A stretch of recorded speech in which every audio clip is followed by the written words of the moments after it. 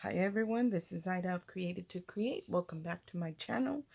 Um, if you're not 18 years or older, this video content is not intended for you. Today I want to share some acrylic ornaments that I made for some of my family members. And I'm not going to tell you they were easy to make because I don't like messing with foil that you do like the vinyl. I don't like messing with vinyl, but I did want to create these ornaments. I picked these ornaments up at Hobby Lobby, and they are, and I wish I had picked up more. I only picked up one pack. Everything was 50% off. So I think I ended up paying $2.50 for the package of 8. And so, and then my daughter, she does a lot of, and and so did I. I used to do the vinyl on t-shirts and stuff. And after I decided I didn't want to do it anymore, she kind of picked it up and I gave her all my vinyl and everything. But then I had to go next door and borrow some, guys, because I didn't want to buy any. Anyway, I had picked up these ornaments and I wanted to just mess around a little bit. I took out my Cricut that I haven't used in years, and I'm not going to say I dusted it off because I keep it covered, but you know, it hadn't seen the light of day in quite a while. So I decided to pull that out because to me, Cricut cuts vinyl better than the Brother Scan and Cut, and the Cameo I don't know because I have one, but I'm not real familiar with it, so I really don't use it that much, and I need to learn how to use it, but as of right now I don't. So I don't know how well it cuts um vinyl, but I know that the Cricut does pretty well. And I have the old one, guys. I have the Cricut Explorer. So I don't have the Cricut Maker or anything, and I'm sure they have been upgraded since the Explorer came out, and they probably cut a lot better now. The only thing is that with this vinyl that I'm using, it is a permanent vinyl. And I think some of it is even, what do you call it? Ah, what is it called? Something 51. I can't remember right now. It's at the tip of my tongue. Anyway, it's permanent vinyl that is made for outdoors and or indoors, and it's supposed to be permanent. And you know, it won't come off. And some of it, when you get stuff like this, it has like a plastic film over it. And when I was cutting it on my Cricut, it looks like it cut everything out. When you look at the lines, they look like they're cut out. But when you go to weed it, it's not really cut out. And what I mean by weeding means pulling off the part I'm not going to use and leaving the part I am going to use. For example, these M's. And I couldn't take them off, so this was a waste. I recommend that when you're cutting any type of vinyl, I would say just put in a little square and cut a circle until you figure out what's cutting well, and cut out a circle. And before you upload any other images that you want to use, make sure you find the correct setting so it'll cut out perfectly. So if I send this to my machine and cut out a circle and have the settings wherever I think they're going to work, I can just take it off my mat and weed off the part I'm not going to use. And if the circle comes away cleanly, then that's the perfect setting for that particular vinyl. And all vinyl is different. So I can't even give you a setting for the vinyls because they're all different. If you see that it's really tearing it up, that means that you need to lower the settings.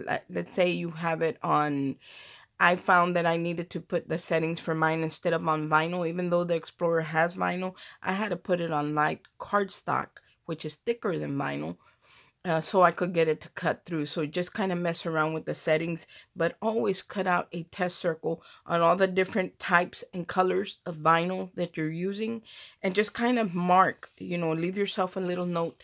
That way you know what to set your settings on, but always do just a circle. That's all you need, just a test circle. That's what I recommend. Anyway, uh, but I finally did get it to where it wasn't real easy to take off, but because I didn't follow my own um my own advice. I didn't cut out a test circle. So I have a bunch of scraps that, although they look good, they didn't work because it didn't cut through. So I recommend that you do give yourself a test circle. And some of them would tear up the vinyl. It would come off the sheet. So, and two, they recommend with the Cricut that you use a, I think it's called a sharp point blade, something like that. And I'm using the regular one that I've always used, and I have had it for years, and I didn't replace the blade or anything. It still did pretty good, in my opinion. Anyway, so I bought this SVG file. My brother loves gingerbreads, so I picked up this SVG file. What should I put underneath it? No, it doesn't stand out that much. I picked up this SVG file off Etsy, and they had the little boy and they had the little girl. Here is the other one. And my brother loves doing gingerbread ornaments, and he gives ornaments to his children every year. So I wanted to create a set of ornaments for him that are for his Christmas tree. So he's got 2 girls and 2 boys. So I did 2 girls, and the the design was already split. And then I just added the name in the center, and I did add some little adhesive gems to dot the eyes and stuff.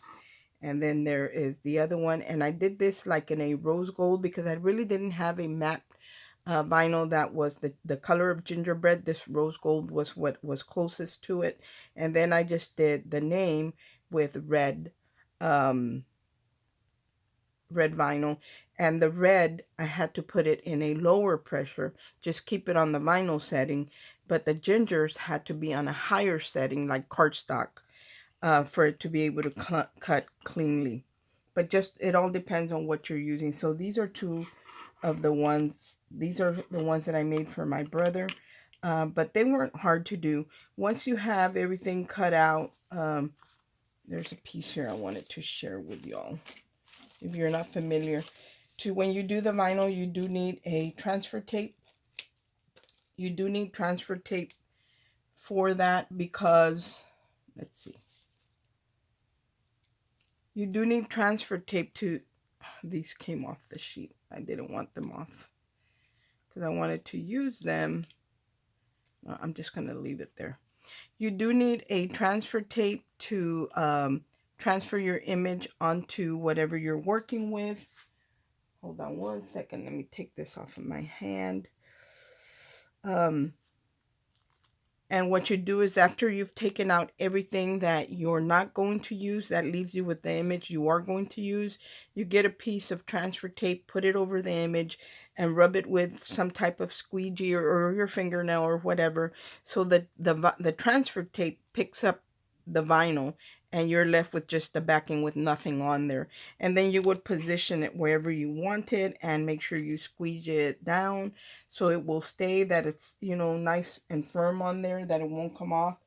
That's how you transfer the image from the vinyl onto your project. You do need a piece of transfer. You do need a piece of transfer tape to transfer the image from the backing onto your project. And then these were the first ones I created. I did create some of these a few years ago for one of my daughters, and in a round glass ornament, and then her tree fell and they all broke. So I don't want to do them on glass anymore. So I created these for my daughter-in-law, and there's the initial to our last name, and then their name. I split the M on the design space, and then I added the name to the center. Then I made these snowflakes in white vinyl and just transferred them onto the acrylic. And these do come with a protective coating plastic on the front and the back that you do have to remove before applying your vinyl on there. And I love the way these came out. I am waiting for some charms. On Amazon, I ordered some charms that say 2022, just for the year that I created these. And for these, I did add a jump ring. I do have jump rings in different sizes, so you need one that's quite a bit big for this, so you can get it through this loop, but also that it moves freely. You know, you don't want something that's so snug on there that it doesn't move around. Then I wanted to add a little rhinestone chain to it. And I used these end caps that are used for the rhinestone chain. And I didn't have them in gold. I had them in silver. And if I have them in gold, I don't know where they're at. So I had to add it in silver. But they're to the back of the chain. You don't really even see them that much. And then, of course, the hook. But I did need to add one of the connectors to the top and bottom of the chain, so I would be able to loop them through the hook and the jump ring. And there is my other ones, and these came out really, really nice. But it did take me a while to get the settings right on my machine, because I did the design, went ahead and sent it, and didn't do a test circle, and I was ruining a bunch of vinyl. I should have just done the test cut circle, and I didn't. But anyway, these are the ones that I made for my son and his family. And I love the way they came out. I recommend that you watch videos. I'm not going to show how I made these, but there are a lot of videos on YouTube on how to make them if you want to make your own custom ornaments. And then here is the chain that I used, the rhinestone chain that I used for my daughter-in-law's ornaments. And I will link whatever I can in the description box. Some of them will be affiliate links, some of them will not be. But I will provide as many links as I can. The hooks that I used on these ornaments are from Hobby Lobby, so you can just go to your local Hobby Lobby and pick those up there. And even the acrylic ornaments, but I know you can get them on Amazon, so I'll link some on Amazon in case your store is out of the acrylic blanks. That way you can get them if you decide you want to make them. But all in all, I really love the way they came out, and I'm sure it's something that they're going to appreciate. And these aren't gonna break, because let's face it, guys, trees do fall over. It does happen, especially when you have pets in the home or small children. And that way they don't break, because I have had, like I said, my daughter had the experience where all of hers broke, all of them except one, and I haven't even remade them for her again, because I don't want to make them out of glass, and she loves glass because, you know, they're more likely to break. Anyway, guys, thanks for watching, but this is what I have been working on. There's one more ornament that I did not create. This one was created by my daughter, and it's sublimation. And see all these people there? They represent my siblings. Yes, there are 8. And we have a couple of them that have passed away, and my daughter added, I don't know if you can see it, but they have wings. One of my sisters, and then one of my brothers as well, and they're the ones that have the wing. And then there are little halos. You can't really see the halos that well.